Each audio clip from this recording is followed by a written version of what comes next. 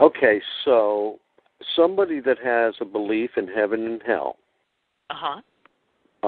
is that what they're going to find? Uh-huh. Well, if they believe in heaven and hell, they're going to find it right here in the physical, don't you think? Sure. Right. I think that there are people who are living their heaven and people who are living their hell. And as we know from, sources like The Secret and any of the other sources that we talk about manifesting, we manifest our heaven right here, and we manifest our hell right here. And if that's what we're manifesting, that's what we're going to get out there as well. Mhm. If we're only faster. Oh yeah, much faster. They don't have to wait for the density of the physicality, right? Right. It's going to be instantaneous.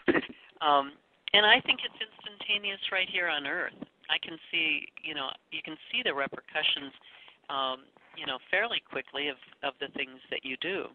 Mhm. And the way you think and the way that you put your energy out there. So. Yeah, it does seem like it's speeding up too.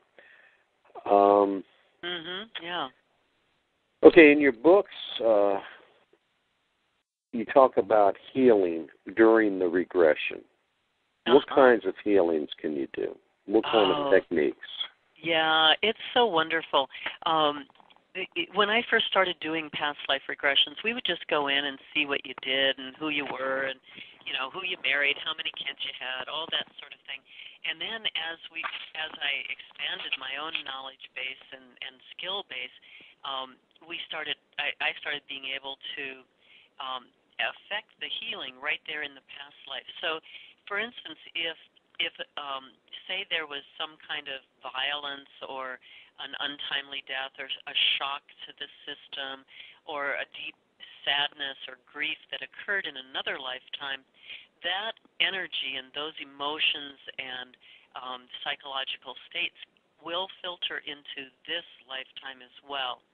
And so we can go into the past life and we can actually soften the effect of that or communicate with the person in that lifetime to give them a different perspective. We can reframe it. We can help to, just to alleviate the pain or to help them understand that they have other choices, that sort of thing. And that the healing that we actually affect in that other lifetime carries over and resonates into this lifetime. So we can remove blocks or unexplained emotions, unexplained pains, all sorts of things that are occurring here. An example of that might be, years ago I had a client come in that had continual chronic neck pain. She had gone to every kind of practitioner, from plain to normal allopathic medical to alternative, and just could find no relief at all. So she came in to do a past life, and there was a combination of things going on. She had this neck pain, but she also really wanted to get out of the corporate world and start doing a more holistic practice. She wanted to become a healer. So we started doing these regressions, and the first regression, she said, well, I see a rope around my neck. And so we did healing around that, so where she took the rope up. First of all, I asked her about the scene, and so in that past life, she was being hung for practicing witchcraft because she was healing people with herbs, right? Right. So I had her take, in her imagination, she took the rope off, and we did some healing around her neck, and until, we alleviated the symptoms from that lifetime. And I asked her, well, how does your neck feel now? And she said it still hurts. So I said, well, what are you noticing now? And she said, well, now I can see myself in stocks, which are, those wooden things that they would put your head and hands in, primarily like in England or in our northeast states. And I said, well, what's going on? And she said, well, they're torturing me and they're ridiculing me because they are claiming that I'm a witch, and I'm practicing healing, and they object to that. so again, I had her imagine taking herself out of the stocks, and we did the healing with that lifetime.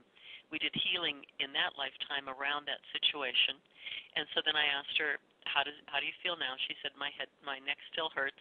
I said, okay, well, what are you noticing now? And she said, they've chopped my head off. They've executed me. And yeah, exactly. So I asked her, why they did that. She once again, witchcraft, healing with herbs, and all of that. And so I had her in that lifetime go ahead and put her head back on. We did the healing around the neck, and we did some other some different techniques that were necessary around all those lifetimes. And then I said, well, how does your neck feel now? And she said the pain is gone. And so then we did some healing around the issue, because obviously every time, what she had told me was every time I think about getting out of the corporate world and going into naturopathic healing, I always feel, I get paralyzed, and then I keep thinking I'm going to die. Well, in those lifetimes, we could see why she had that subconscious reaction to fulfilling her purpose. And so we did some work on her in this lifetime to convince the conscious mind and the subconscious mind that was then and this is now. And if you go into alternative and complementary medicine and you're healing people, you're not going to be executed for that in this present day. And so she was able to change her careers, follow her heart, and fulfill her passion and her purpose in this lifetime by healing both, also this lifetime, but also by going in and understanding and healing in those past lives. Okay, so if I may ask you, did you do any between life sessions with her to see? You said, her purpose, what she wanted to follow was this natural healing. Right. What was she doing in between lives? Well, my dogs are saying hello. Oh, hi, dogs. They're excited, too. Yeah. Well, in that case, I did not do between lives with her. But as an example of that, when people do come into my office, see, she pretty much knew her purpose. I mean, it was evident from those past lives. And, in this lifetime, she knew it and she could feel it, but she was blocked. Yeah, I just couldn't understand why, if she had so many traumatic events like that, endings of her lives, why there wasn't any kind of healing going on in between lives. That's what didn't make any sense to me. Right, and often it doesn't. We expect that to happen, but from my experience and from the research and understanding that I have, it's in the physical life that we have to clear our baggage. So unfortunately for her, her baggage occurred at the end of that lifetime. And so there can be some healing, but it's actually more effective to do the healing in the physical lifetime. Okay, gotcha. Yeah. So some healing can happen there, but in her case, I don't know what happened between lives, but I don't know if she got healing or if she was so traumatized. Sometimes, the person is so traumatized that a lot of things are not available to them in the astral because you stay in that state of shock or that anger or that not trusting or whatever. And so, she may have just moved on and said, I just need to get back in another body, thinking that would alleviate her anger or her, because there's no way to alleviate that. All you have is your consciousness. So if you go out, feeling sad or grief-stricken or angry or something, you might just maintain a little ball of that in your consciousness. It's very hard to get rid of that. So, she may have just incarnated. I'm just speculating, though, because I really don't know. Yeah. But it seems like maybe there was not enough healing that happened between lifetimes.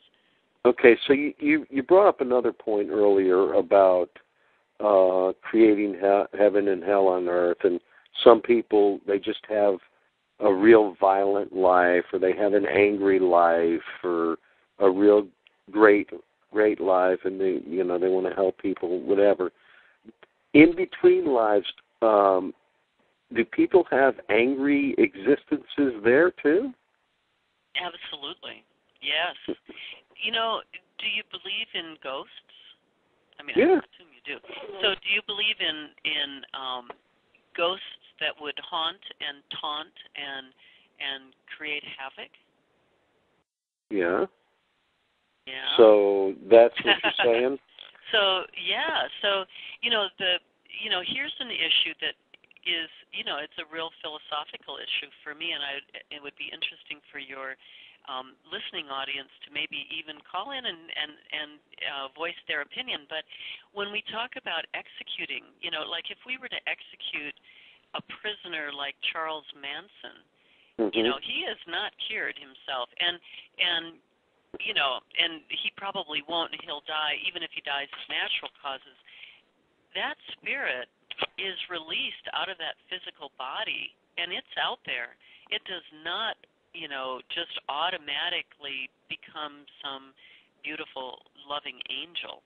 It's out there with its same consciousness because nothing has happened to fix it, Nothing has helped. And one of the things that I do here in my office is I help people who are possessed by interfering entities. And I don't, of course, this is off our topic of past lives, but I don't just yank entities out of people just because they're possessed.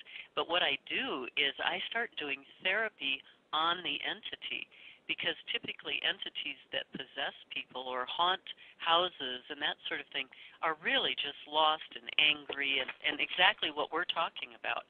And they don't know where to go, so they go and they attach themselves to people because it's a safe place, and maybe if I bug that person, I won't feel so bad, that sort of thing. Just like the reasons that people are violent in this life, maybe they've had violence occurring to them, and they turn around and they do violence to someone else, and it somehow in that moment maybe alleviates some pressure on them. Well, so I go in and I've actually become a little bit well known on the astral as the therapist to the spirits, because I'll go in and actually do therapy on those spirits that are... You mean you're famous over there too? I'm famous over there too. Yeah. How's the book sales over there? Yeah. Not going as well as I'd like. Yeah, that is a whole nother show, and that must be... That is a whole other show. No, I was exposed to that with William Baldwin. Oh, yeah. Yeah, you've probably read his stuff. Yeah, you've got great information out there on this. Yeah, so, let's have you back for that.